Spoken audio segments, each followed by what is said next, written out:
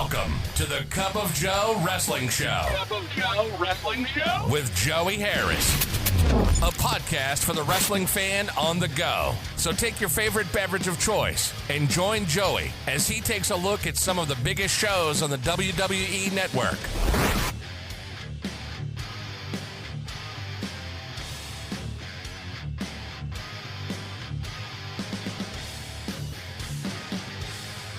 Welcome, everyone, to the Cup of Joe Wrestling Show. I'm your host, Joey Harris, and we are broadcasting from makeshift studios in the shadow of South Central Virginia. Follow the show on Twitter and Blue Sky at Cup of Joe Pod. Email the show at cupofjoewrestlingshow@gmail.com. Support the show at paypal.me/cupofjoepod. I am on Cash App and Venmo at The Joey Harris. And, of course, patreon.com/babykangaroomedia. For bonus episodes of the Cup of Joe Wrestling Show, the Joey Harris Super Show, the Green Room, Book Club Baristas, and so much more. $5 a month for hours of entertainment. And if you use the promo code Joey at checkout, you'll get 20% off your first month. So that's only $4 for your first month for all that entertainment. But it is WrestleMania season. We've just gone through WrestleMania 41. And just like we did last year, I'm bringing back my co-host on the Cup of Joe on Patreon, Tyler, to go over. This week, we're going to go over WrestleMania Night 1. Tyler, how are you? Not too bad. How are you? I'm doing good, just making it. That's all that you can really ask for. That's true. It has just been, I'll tell you this. I got an actual message last week from Keithy, who we met last year at WrestleMania, asking if we were coming this year. And I said, no, we just couldn't make it work. But I'll say this, okay? If we had made it work, I looked it up, tickets for just the two of us, comparable to where we were last year, twice the amount that it was last year. Twice the amount, just for the two of us. And I don't want to go into like all of the different ups and downs and stuff that we've been dealing with, but I had something happen. You're about to go through some from stuff. So I have a feeling like we would have enjoyed ourselves, but it would have been like a miserable enjoying ourselves, because my mind was on what was happening here. Your mind would have been what's coming up. So we wouldn't have really enjoyed ourselves. And just knowing the fact that if we would have gone the route that we had discussed of like me going down, spending the weekend, then coming back that Monday morning, that would have been a long Monday morning on a bus just to get back to like for today for what you're about to go through. Yeah. And then I'm not going to get into it, but I had a loss in my family, a death in my family, and it would have been fine. But it was just like, Tyler, if it could have happened the past few days, it did happen. Like, we're you're there for family, you're doing your funeral prep and all of that. So Saturday was going to be our normal day. And they're like, go to the lake. We had that Easter egg hunt that I sent you pictures about. We're about to head there, and my sister-in-law texts us, and she's about to go into emergency surgery for an appendectomy. So we've got to go beyond that, go about another 45 minutes beyond that to see how she's doing. She's already out of surgery by the time we get there, and it's not one thing, it's another. Right. And we did a little bit last year. We went down, we experienced some of Philadelphia, walked around, saw the Rocky statue and all of that, and had Geno's and just enjoyed the atmosphere. I would have wanted to do that in Vegas. Right. During the day. But like, God bless Keithy. He had tickets to Stand and Deliver. And that thing came on at like 8 a.m. or something. Yeah, I know. So I'm like, you leave there, you got to rush across the city to start for WrestleMania. Really? It's crazy. And I did see a meme today that said, you look really tired. You must have enjoyed your Easter. No, I just watched 1,000,000 hours of wrestling. It's WrestleMania weekend. So true, though. Goodness. So, I'm going to start here. I took notes as it was happening on my Threads account. So it's kind of a running thread, but I can get the overall gist from that. And I said, Happy WrestleMania for all who celebrate. Then I said, I miss Big E wrestling. I like to see Big E on the, the pre-shows that he do, but I miss Big E wrestling. Same. I do too. Yeah. I said, this City of Dreamers spot is interesting because I realized that having done some other shows for the main show before, as well as looking up some history when my wife and family and I were there this past New Year's, the City of Dreamers spot where Dana White talks about the strip is not actually in Las Vegas. It's in Paradise, Nevada, which is right next to Las Vegas. But Vegas has grown so exponentially, like everything is just kind of pushed together now. But technically, he's right. It's not technically in Las Vegas. Then Jelly Roll kicking things off with God Bless America. And they said he's lost a lot of weight. I don't know. I wasn't. I guess I'd have to go back and look. Maybe he might have, yeah. But when you're that big, I know this. When you're that big, you can drop 40 pounds, and somebody's like, "You look like you dropped like a couple of pounds." Like it looks like only like a couple of pounds if you're so big. Then they did the arrival videos for several of the superstars and stuff, and I said Charlotte getting booed on arrival. Then they did a hype video, Triple H out first, doing the welcome to WrestleMania like he always does. He's usually night one and Stephanie is usually night two, and that's what they did this year. I said, and then the official welcome to WrestleMania. We start out with the World Heavyweight Championship match. Gunther versus Jey Uso. I said a loss wouldn't hurt Gunther, but would hurt Jey a lot. And I said, I'm also so happy Wade Barrett is getting to call WrestleMania. Yeah, I mean, obviously, I'm a big Gunther guy. So I was disappointed that he lost, but I only see his loss like making him go up from there.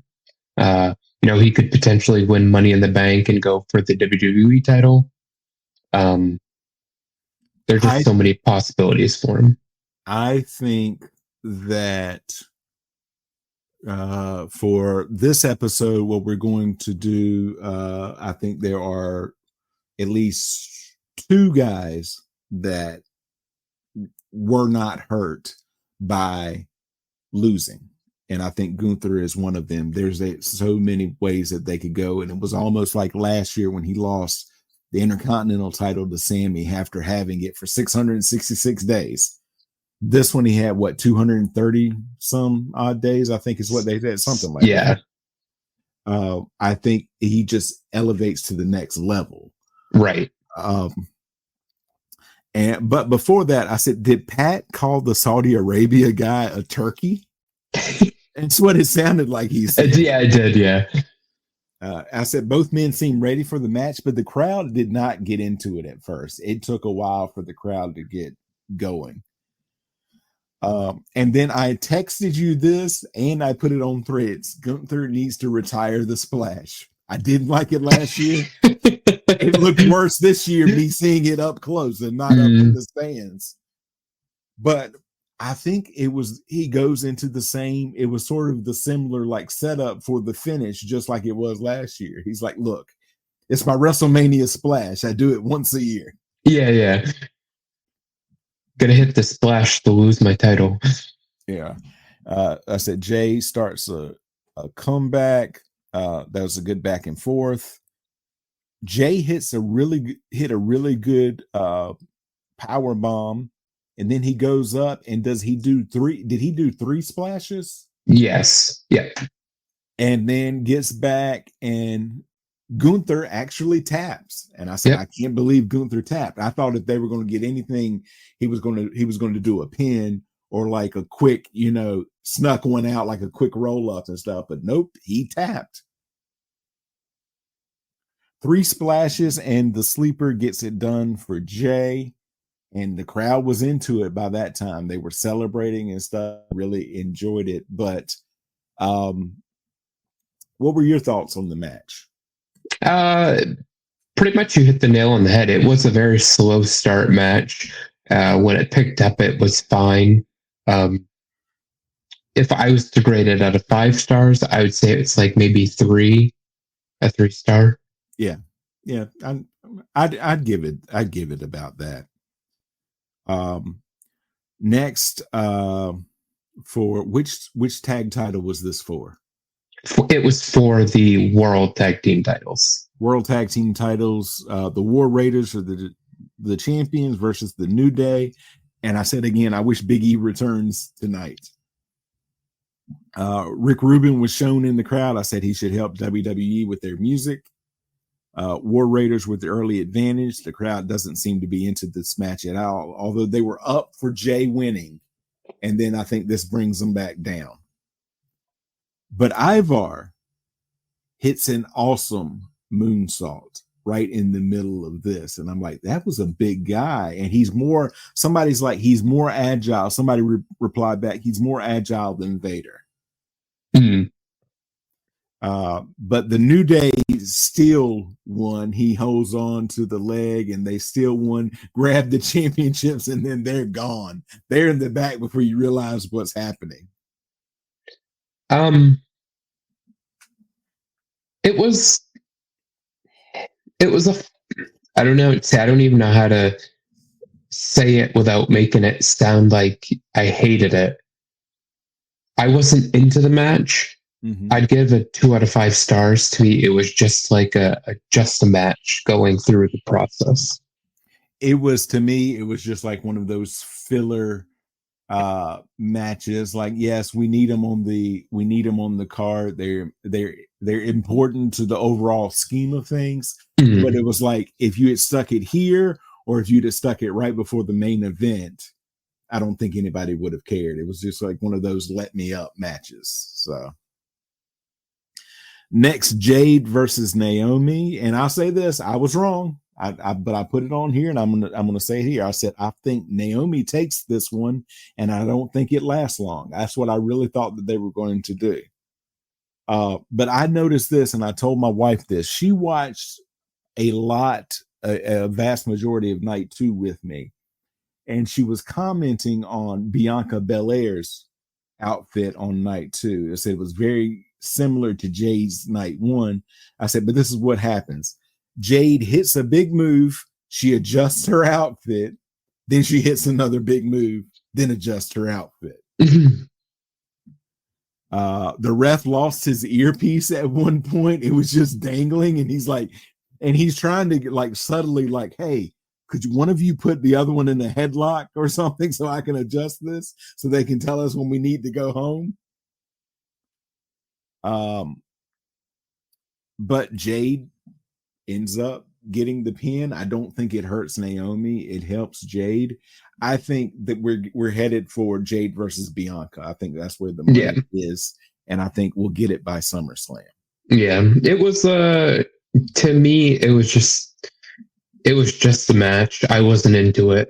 I mean, don't get me wrong. I like Jade Cargill, but I just wasn't into it at all. It was like a 1 or a 1.5 for me. Just I wasn't into it.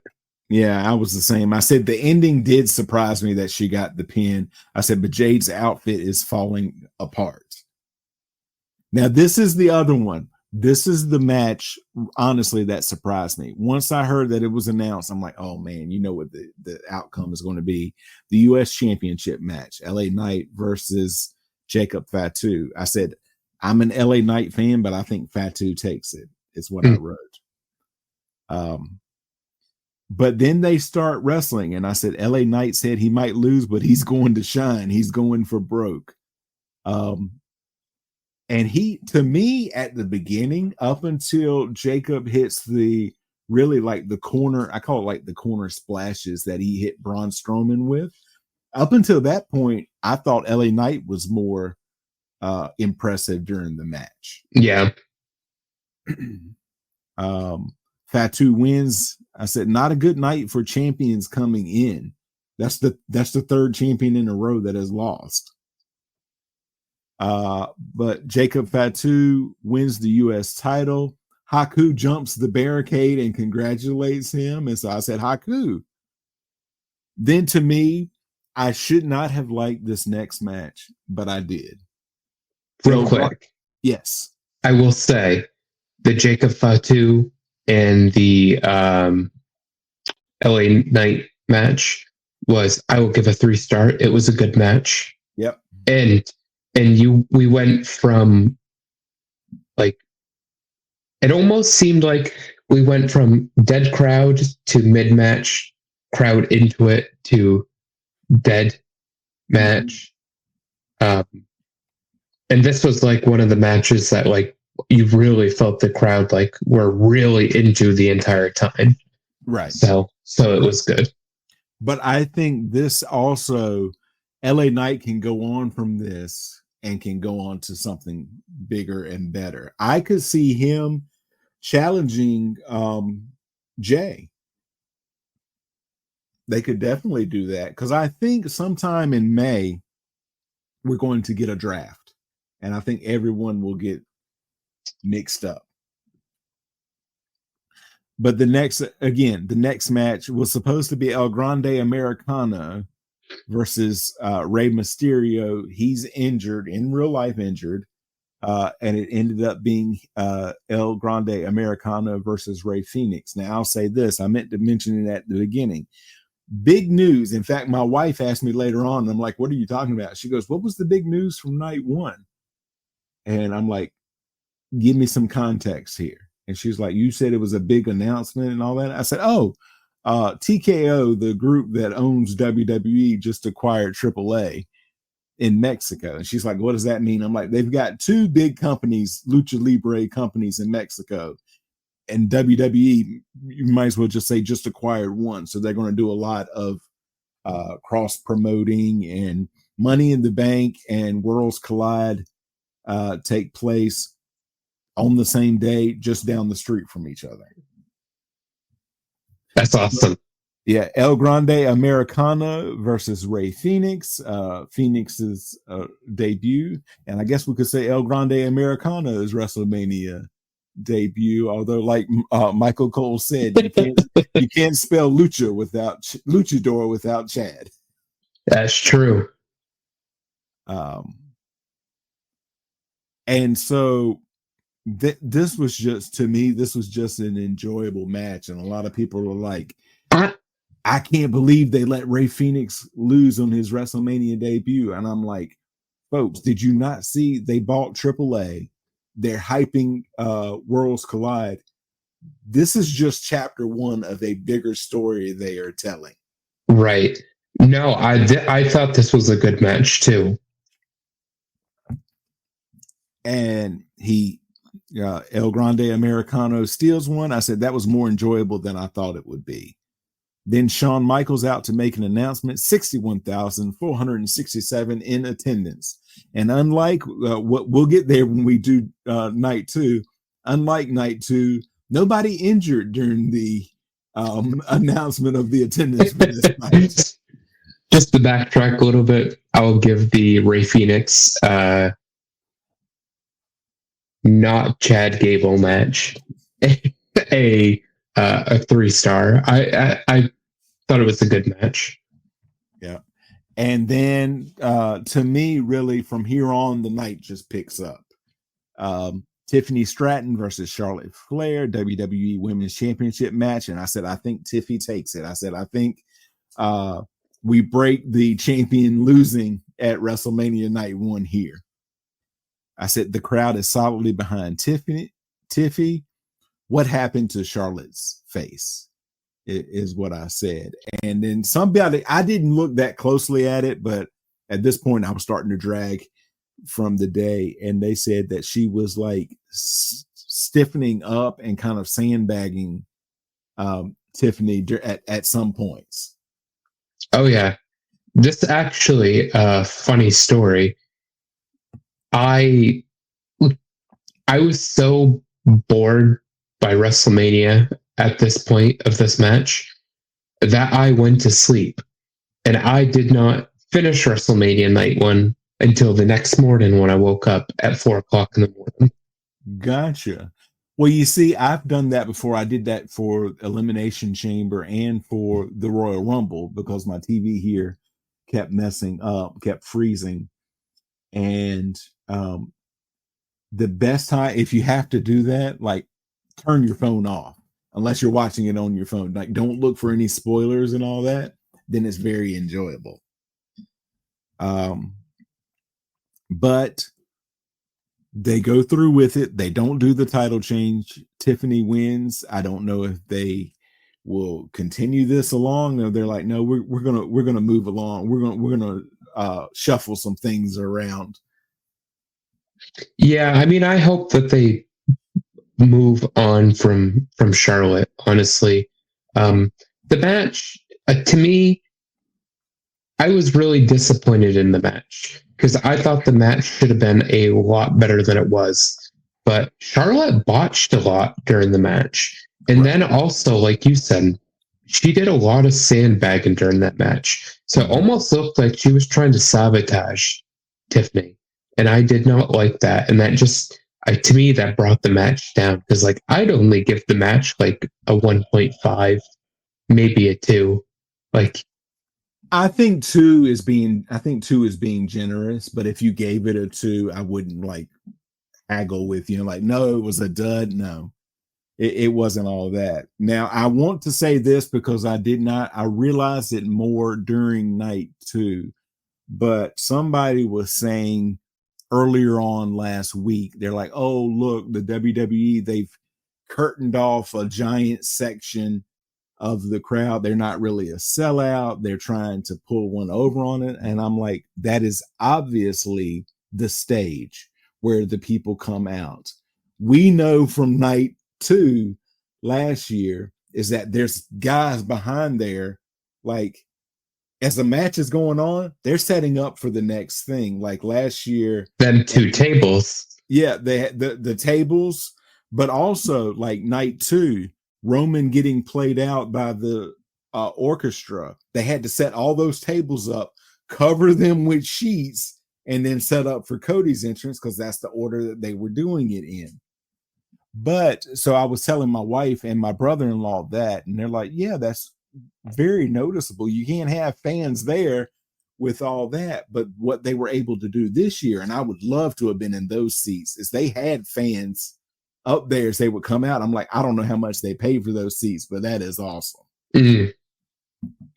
That was definitely, I like the way that they did that. But what made me think of it is that they introduced the Hall of Fame recipients there, except for Lex Luger. And somebody said that he was doing like a Wrestle Cage signing and couldn't get back in time, that there was nothing wrong. But it was, this year's class was Lex Luger. Legacy entrants were Ivan Koloff, Kamala, and Dory Funk Sr., the senior Funk. And then we have Michelle McCool, Lex Luger, the Natural Disasters. They're starting to introduce matches. So Bret Hart versus Stone Cold Steve Austin from WrestleMania 13. Triple H was that, I think that was all of them. I think that's it. So they were all there, and then Triple H comes out. He gets the actual introduction. All the rest of them are out front, but they always do that with whoever the main headliner is. The headliner is, yeah. So they do all that and then come back out, and then it is time for the main event. And to me, night 1 flowed by a lot quicker than night 2 did. I like night 2, but it felt like it was longer. Main event triple threat match: Seth Rollins versus CM Punk versus Roman Reigns. You get Rollins out in his weird outfit, and then he goes into the other outfit, and then you get Roman Reigns, and then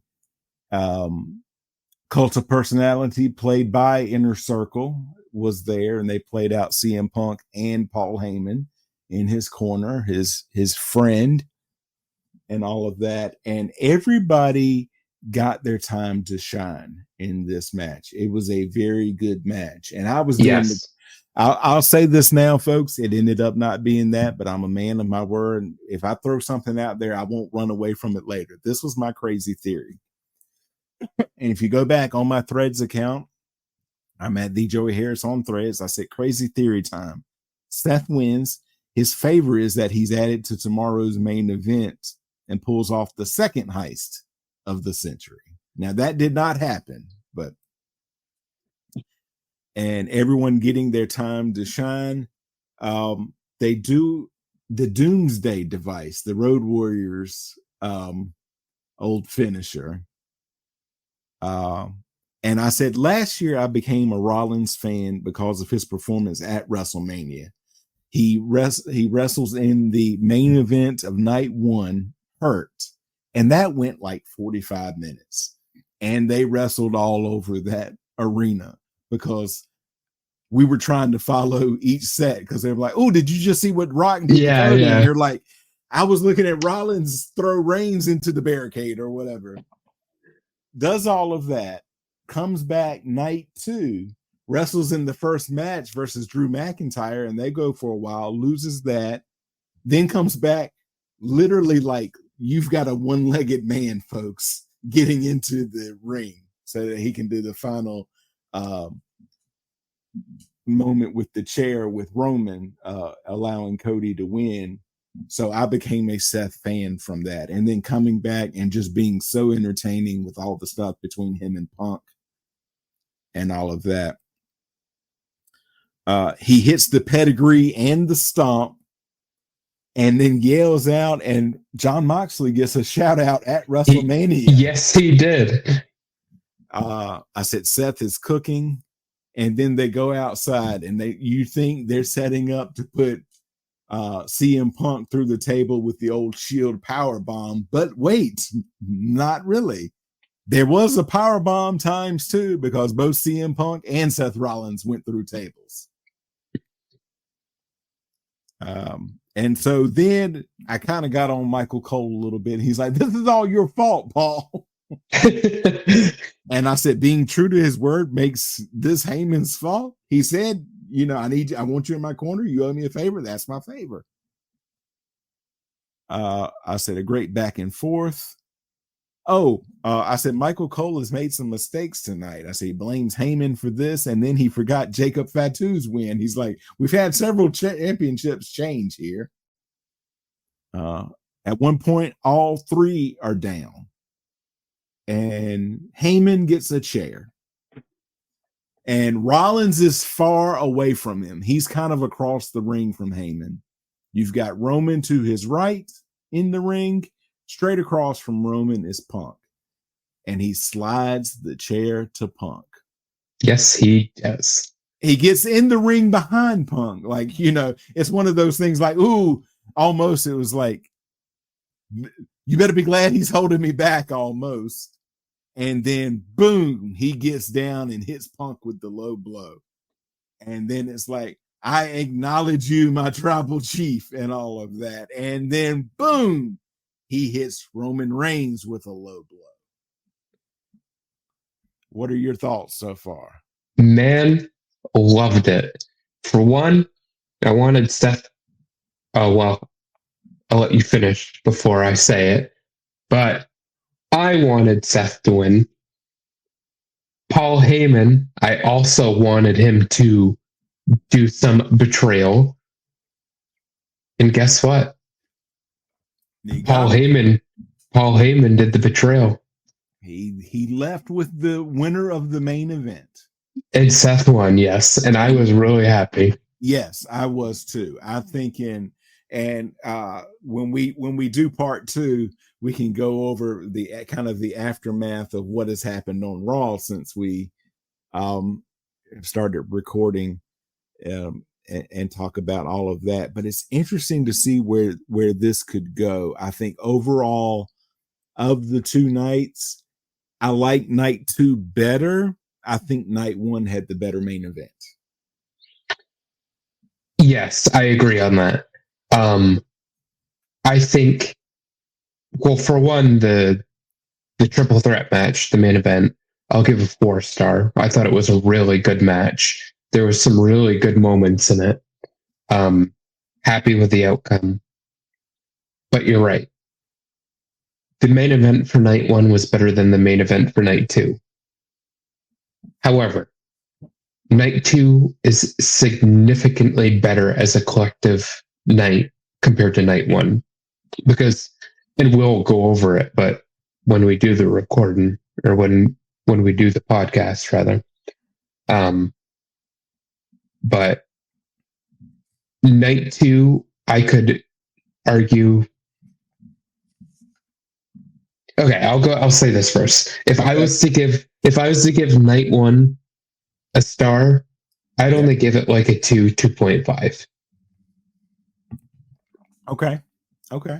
And I'll rate that's to fair. I think that's fair. Right, yeah, and I'll wait to give night 2 its star. But spoiler, it's higher than that. Okay, and then once you do that, once we do night 2, we'll then do the event as a whole. We'll take both nights and put them together, and we'll give it a star rating. I think that's fair. Also want to, I'm kind of springing this on you at the same time as the audience, so you'll both hear about it at the same time. I plugged Patreon at the beginning, and next month Tyler and I are going back and we're doing Super Card of Honor so that we can say we have officially now covered every single big event that happened in Philadelphia in 2024 WrestleMania weekend. But this is what I'm thinking, Tyler. That would be for May. For June, since this was like 40 years since the first WrestleMania, let's go back and take a look at the first WrestleMania and see what we think about that. But this is what I'm thinking for July, since we had this big announcement and all of that. Let's do the Worlds Collide pay-per-view for July for the Patreon. Okay. Yeah, sounds good to me. Yep. So, but folks, Tyler has got a lot of things that he's preparing for. So I'm not going to keep him long tonight. We'll go longer the next time. But Tyler, in between time, go ahead and plug any and everything that you've got. Well, I won't do any plugging tonight, and the only reason I won't do any plugging tonight is because I went and I changed my socials, because I'm trying to get them to be all relatively the same, or go and make them all the same. So I won't do any plugging. Once I get them to be all the same, then I'll plug. That way, just so it's easy, instead of every time I have to go to my book to look up. I understand that. But overall, like, if you could sum up WrestleMania night 1 in like one phrase or one sentence, what would it be? It is the disappointment child. The disappointment child. Okay. For me, it would be, I'm just thinking about like the overarching thing would be the main event. It would be like dream realized for Punk, but also like kind of Seth's not coming out party, because he's already been there, but like reintroduction to like, hey, I'm not just some afterthought. Right. Yeah. So that to me, that really is what it would be, not just an afterthought. Yeah. No, I mean, it's like I said, it's hard because like majority of the show was just average or below average, and then the main event was really the only thing worth it on night 1, in my opinion. I can understand and appreciate that. I am on Facebook, Threads, and Instagram at the Joey Harris. I made it easy for you. But for Tyler, thank you again for helping me recap this. We will be back next week, folks, with night 2. And in the meantime, and in between time, thank you for listening. And we'll say so long from the heart of Virginia. Bye. The Cup of Joe Wrestling Show is a production of Baby Kangaroo Media.